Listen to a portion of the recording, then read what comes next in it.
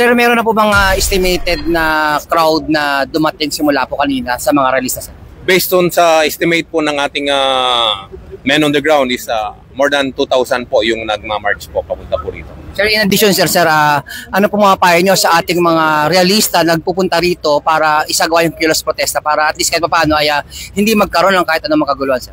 Kagaya ng nasabi ko po kanina ay of course sa ating mga kababayan sana ay mapanuri at mag-isip mabuti bago po sila gumawa ng isang bagay na hindi po naayon sa batas. Although it is enshrined in our constitution na may karapatan silang magpahayag ng kanilang damdamin at isipan, ito po ay may mga kondisyones.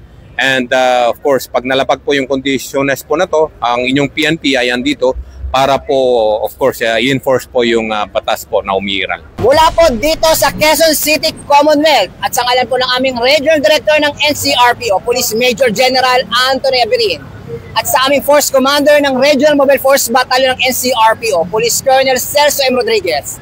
Ako po ang inyong Police News Network Correspondent, Police Chief Master Sergeant Mauricio Bonilla Ruiz, alagad ng batas, tagataguyod ng Balitang Pulis. Police News Network, alagad ng batas, tagapagtaguyod ng Balitang Pulis, sandigan ng mamamayan, patnubay ng katotohanan.